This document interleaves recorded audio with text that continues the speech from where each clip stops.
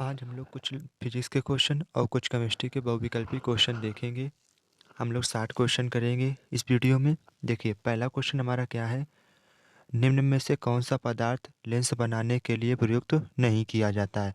तो पहला ऑप्शन है जल, दूसरा ऑप्शन है कांच, तीसरा ऑप्शन है प्लास्टिक, चौथा ऑप्शन है मिट्टी। तो हमारा डी पार्ट सही है मिट्टी। अगला क्वेश्चन नंबर 2। क्वेश्चन नंबर 2 हमारा क्या है। किसी वस्तु या बिंब का अवतल दर्पण द्वारा बना प्रतिबिंब आभासी सीधा वस्तु से बड़ा पाया गया। वस्तु की स्थिति कहाँ होनी चाहिए। तो इसका जो ऑप्शन है दर्पण के ध्रुव तथा फोकस के बीच में। क्वेश्चन नंबर तीसरा। किसी शब्दकोश में पाए गए छोटे अक्षरों को पढ़ते समय आप निम्न में से कौन सा लेंस पसंद करेंगे। तो हमारा थर्ड पार्ट जो ऑप्शन है वो हमारा सही है। 5 सेंटीमीटर फोकस दूरी वाले एक उत्तल लेंस को हम पसंद करेंगे। क्वेश्चन नंबर अगला। किसी दर्पण के सामने किसी वस्तु को रखने पर उसका प्रतिबिंब वास्तविक उल्टा व आकार में छोटा बनेगा। तो हमारा ऑप्शन जो दूसरा है अवतल दर्पण वो हमारा सही है। क्वेश्चन नंबर अगला। कांच का अपवर्तनांक अधिकतम होता है। तो कांच का अपवर्तनांक बैंगनी रंग के लिए अधिकतम होता है। क्वेश्चन नंबर अगला। निर्वात में प्रकाश की चाल 3 × 10⁸ मीटर प्रति सेकेंड है। तो कांच जिसका अपवर्तनांक 1.5 में प्रकाश की चाल होगी। तो ऑप्शन नंबर जो चौथा है हमारा 2 × 10⁸ मीटर प्रति सेकेंड हमारा करेक्ट है। क्वेश्चन नंबर अगला देखिए। क्वेश्चन नंबर अगला हमारा क्या है। प्रकाश का वेग निम्न में से किस माध्यम में सबसे अधिक होता है। तो निर्वात में सबसे अधिक होता है। Question number 8। किसी बिंब का वास्तविक तथा समान आकार का प्रतिबिंब प्राप्त करने के लिए बिंब उत्तल लेंस के सामने रखा गया है। तो क्वेश्चन नंबर 10 का जो हमारा सेकंड पार्ट है फोकस दूरी के दोगुनी दूरी पर हमारा करेक्ट है। क्वेश्चन नंबर अगला देखिए क्या लिखा है। एक लेंस पर सामने रखी वस्तु का प्रतिबिंब उसी लेंस से वस्तु की अपेक्षा 3 गुना दूरी पर बनता है। तो प्रतिबिंब का आवर्धन क्या होगा। तो इसका हमारा सी पार्ट करेक्ट है। 3 3 हमारा करेक्ट है। अगला क्वेश्चन देखिए क्या है। एक लेंस के सामने रखी किसी वस्तु का प्रतिबिंब उसी लेंस से वस्तु की अपेक्षा कितनी दूरी पर बनता है। प्रतिबिंब का आवर्धन होगा तो 3 हमारा करेक्ट था। क्वेश्चन नंबर 12 क्या है। एक उत्तल दर्पण की फोकस दूरी होगी जिसकी वक्रता त्रिज्या 32 सेंटीमीटर है। तो हमारा 16 सेंटीमीटर क्योंकि एफ बराबर होता है r/2। आर हमारा कितना है 32। 32/2 करेंगे तो हमारा कितना आ जाएगा 16 जो कि करेक्ट है। ओके क्वेश्चन नंबर अगला देखिए। एक उत्तल दर्पण की फोकस दूरी 20 सेंटीमीटर है तो इसकी वक्रता त्रिज्या क्या होगी। तो यह बराबर r/2। हमारा f कितना है 20 तो हमें r त्रिज्या ज्ञात करनी है। तो r त्रिज्या हमारी कितनी हो जाएगी 40 सेंटीमीटर। क्वेश्चन नंबर अगला। मानव नेत्र जिस भाग पर किसी वस्तु का प्रतिबिंब बनाते हैं वह है। मानव नेत्र जिस भाग पर किसी वस्तु का प्रतिबिंब बनाते वह है हमारा दृष्टिपटल मतलब रेटिना। क्वेश्चन नंबर 13 अगला। अभिनेत्र लेंस की फोकस दूरी में परिवर्तन किया जाता है। तो हमारा जो थर्ड पार ऑप्शन है पश्चिमाभि द्वारा मतलब सिलियारी लेंस मांसपेशियां जो हैं उसके द्वारा किया जाता है। क्वेश्चन नंबर अगला देखिए क्या है। दूरदृष्टि के कारण प्रतिबिंब बनता है। दूरदृष्टि के कारण जो हमारा प्रतिबिंब बनता है वो रेटिना के पीछे। क्वेश्चन नंबर अगला देखिए क्या है। स्पष्ट दृष्टि की न्यूनतम दूरी कितनी होती है। तो स्पष्ट दृष्टि की न्यूनतम दूरी 25 सेंटीमीटर होती है। क्वेश्चन नंबर अगला। किसी रंग के लिए प्रिज्म का विचलन कोण अधिकतम होता है। तो क्वेश्चन नंबर 18 का हमारा जो है बैगनी रंग के लिए अधिकतम होता है। क्वेश्चन नंबर अगला देखिए। एक छात्र कक्षा में श्याम पट पर लिखे अक्षरों को ठीक से नहीं देख पा रहा है तो उसके आंख में कौन सा दोष होगा। तो निकट दृष्टि दोष होगा। क्वेश्चन नंबर अगला देखिए। मानव नेत्र में रेटिना पर बनने वाला प्रतिबिंब उल्टा होता है परंतु सीधा दिखाई देता है। तो क्वेश्चन नंबर 20 का जो सेकंड पार्ट है वो हमारा सही है। क्वेश्चन नंबर अगला देखिए क्या 21। ओम के नियम के अनुसार विभवांतर व धारा के बीच ग्राफ होगा एक सरल रेखा। इसका हमारा फर्स्ट पार्ट सही है। Question number 22। 1 किलोवाट घंटा किसके बराबर होता है? तो 3.6 इंटू 10 की पावर 6 जूल के बराबर होता है। क्वेश्चन नंबर 23 देखिए क्या है हमारा। आप घर के आपके घर की टीवी में एक बल्ब एलईडी इंडिकेटर लगा है जो 0.75 वाट एवं 1000 mA पर कार्य करता है, तो इसकी शक्ति क्या होगी? तो P बराबर वी आई जब हम फार्मूला लगाएंगे तो हमारा निकल के आएगा, जो इसका फर्स्ट पार्ट है वह हमारा करेक्ट है। क्वेश्चन नंबर अगला, आर प्रतिरोध आर के किसी तार के टुकड़े को 5 बराबर भागों में काटा जाता है। इन टुकड़ों को फिर पार्श्व क्रम में संयोजित कर देते हैं, तो इस संयोजन का तुल्य प्रतिरोध R है। तो R बटे R डैश का मान होगा तो 25, क्योंकि संकेत में लिखा है R को 5 बराबर भागों में काटा गया है, अतः प्रत्येक भाग का प्रतिरोध R/5 होगा।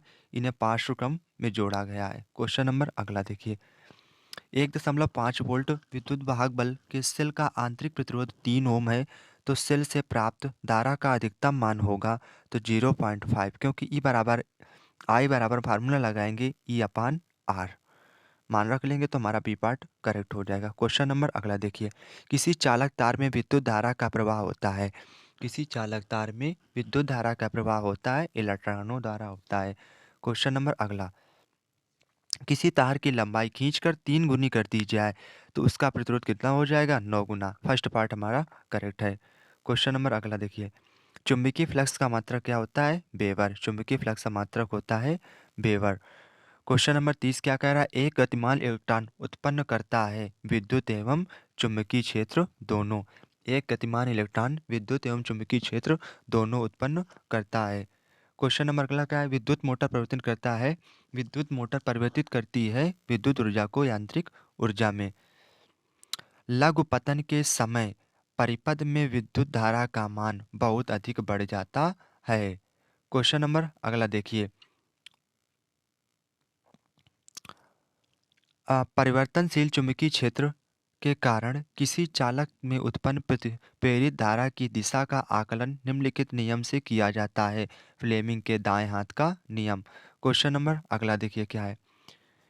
लिड नाइट्रिक का रासायनिक सूत्र क्या है? PbNO3 का होल ट्वाइस। यहाँ से अब हमारी केमिस्ट्री चालू होती है। तो पहला क्वेश्चन हमारा क्या था? लेड नाइट्रिक का रासायनिक सूत्र क्या है? PbNO3 का होल ट्वाइस। क्वेश्चन नंबर अगला देखिए क्या है?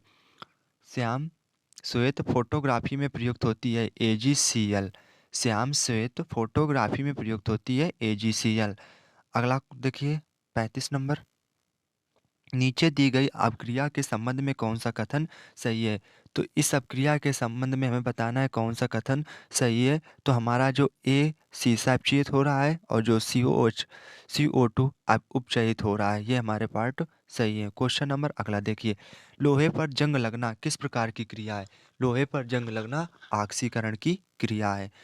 फर्स्ट पार्ट हमारा सही है। क्वेश्चन नंबर अगला क्या है? इस अपक्रिया को किस प्रकार की अपक्रिया है? यह जो अपक्रिया हमें बताना है किस प्रकार की अपक्रिया है। यह जो अपक्रिया है हमारी विस्थापन अपक्रिया है। क्वेश्चन नंबर अगला देखिए, अपच का उपचार करने के लिए निम्न में से किस औषधि का प्रयोग किया जाता है?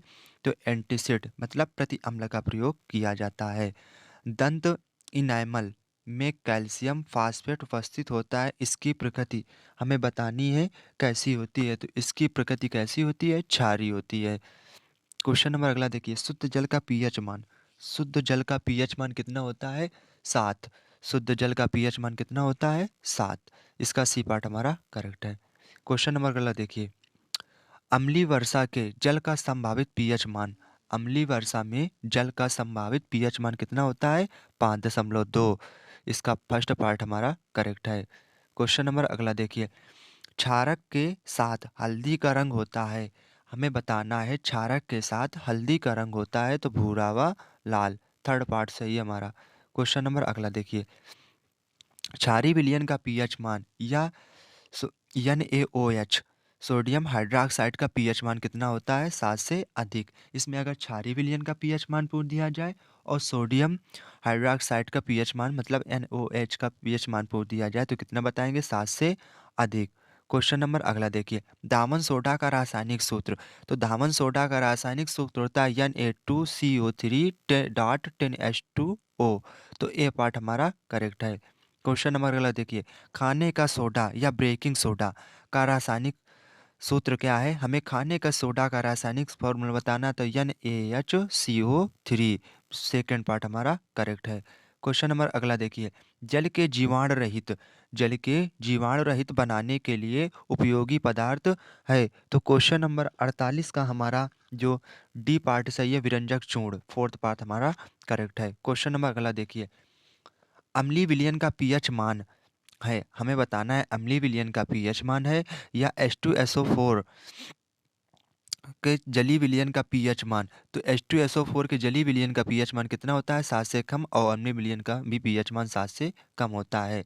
क्वेश्चन नंबर 48 में देखिए, लोहे के फ्लाइंग पैन को जंग से बचाने के लिए निम्न में से कौन सी विधि का प्रयोग किया जाता है? तो जिंक की परत चढ़ाकर। क्वेश्चन नंबर अगला देखिए, क्वेश्चन नंबर 52 क्या कह रहा है? अमलगम होते हैं, अमलगम क्या होते हैं? मिश्र धातु। अमलगम क्या होते हैं? मिश्र धातु। क्वेश्चन नंबर अगला देखिए, क्वेश्चन नंबर अगला क्या है? निम्नलिखित यौगिकों में से अम्लीय लवण कौन सा है? निम्नलिखित यौगिकों में से अम्लीय लवण कौन सा है? तो 53 का जो हमारा थर्ड पार्ट करेक्ट है, NaHSO4। क्वेश्चन नंबर अगला देखिए, क्वेश्चन नंबर अगला क्या है? निम्न में से कौन सा धातु अम्ल से हाइड्रोजन विस्थापित करती है?